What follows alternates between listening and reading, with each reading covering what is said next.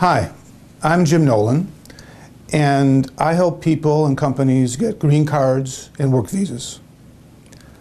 Many things have changed in the immigration world, particularly since September 11th.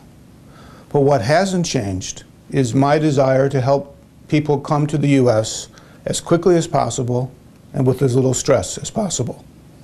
If you have an immigration question, please call me. I'll be glad to help.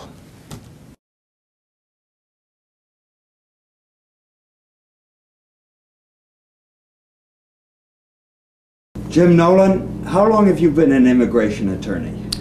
Well, Phil, I've been an immigration attorney since 1987. It's hard to believe. But seen a lot of changes. Generally speaking, it's gotten a little tougher and harder and slower to get the visas. But still, we're getting them. How did you get started? Well, it was pretty personal. I'm married to a Japanese lady, and when we were setting our wedding date, we also had to think about how we were going to make sure she was able to stay here. So I planned getting a green card, and kind of drove home to me how personally important this immigration issue is to people. And since I like working with people from foreign countries, I thought this was the best way to do that. And I've been doing it ever since.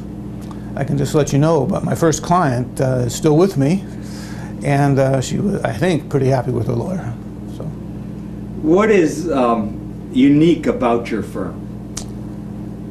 Well, two things I really aim for. First, everybody in our firm, including me, is either an American who's lived abroad or is a foreign person. So they have emotionally experienced what it's like to be a foreigner. It's a different experience, and I think it's important when you're working with people to understand how sometimes alone and scary it can be. Second, I like technology. I like computers, I like the internet, and I've found that by using these we can help people get their visas quicker, with less stress and cheaper than the old traditional way. And so those are the two ways I think we're different than some other firms. How exactly do you help people get their visas and their green cards? Well, it's a three-step process. First, we talk with them and figure out what's the best kind of visa or the best way to get a green card. There are options, and you have to think what is the best, and it depends on the situation. Once you decide, then we have a flow chart and steps which will happen one after the other, so the person can see the entire process from the start to the end. And we give them a list of things that we need to get started. And once they give it to us, then we use the technology and quickly prepare the documents and file it with immigration. And then we wait for the approval notice. What are the most common problems that you've found over the years businesses face in getting visas and their green cards for their employees?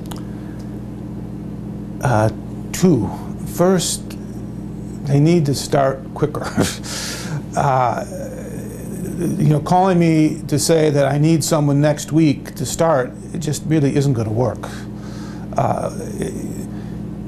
We need a little bit more time, so like 4 to 6 weeks with a work visa would help. 3 or 4 months would even be better. So first, businesses have to plan a little bit further in advance. Immigration is slow. And second, when they're hiring somebody, they should try to hire someone who has a reasonable chance to get a visa. I can't tell you how many times I've had someone call me and say, I have a great person to be HR manager. She's a lot of personality, great person, and she has a degree in arts management. Well, they're not going to get a visa. I mean, immigration wants the degree related to the job. That's one example. So before the hiring process starts, they should probably talk to somebody and say, what are the qualifications that are likely to be successful in getting the visa? So they don't build up somebody's hopes and spend the money and get to denial. What's the difference in terms of the procedures for getting a visa for business or getting a visa for an individual, people generally? Well, work visas, they're the same. I mean, an individual has to have a sponsor to get a work visa. I mean, there are student visas and there's tourist visas, but for a work visa, they're basically the same. Is there anything special if an artist wants to come to the U.S. to perform? And what have been your experiences working with artists? Well, first, it's very interesting. My wife is an artist. I enjoy working with artists, and so I enjoy that. First thing I'd like people to know is that artists need visas to come and perform. I had one situation recently where someone from a German orchestra said, well, we were planning to come over and perform without a visa. I said, well, you know, there was about 20 people who were going to come to the airport with the musical instruments. And I said, well, I don't think you're going to get in, you know. I think, you know, the immigration officer is not going to believe you're coming as a tourist, you know. So you need a visa. So first thing is and probably the most important thing, is realize that. Second is that artist visas, unlike businesses, have a real deadline. If you don't get the visa before your performance, there's no performance. I mean, so you need to plan ahead. Again, the same as with business, but even more so with artists. And because of this really tight deadline, immigration has said you can apply for an artist visa up to a year in advance, which is a very long lead time. So please take it. I hope people will take advantage of that. And other thing they need to know, artists need a sponsor. They just can't come over themselves. They need somebody, an agent or a producer or somebody, to sign the immigration forms and the letter to invite them to come over. They just can't come over. And last thing is they have to work with the appropriate union. For example, a musician needs to get what we call a no objection letter from the musicians union. And that takes time, and sometimes it's a little tricky. So you have to do it. Do you have to meet your clients face to face, or some of these artists? Do you have to be able to see them in your office before you can help them?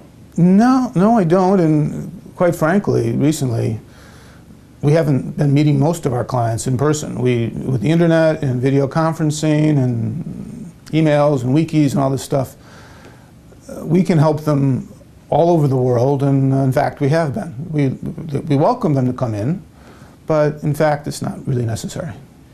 What if someone doesn't speak English?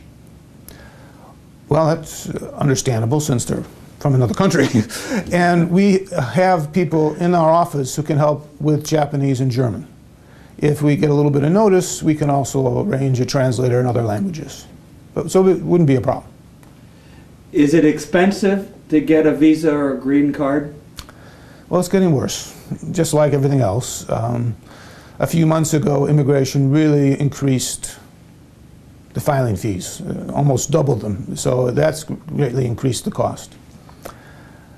We're doing the best we can to keep the legal fees down. We work on a fixed fee basis, and because of this technology, we can keep our time down, which enables us to keep our fees down.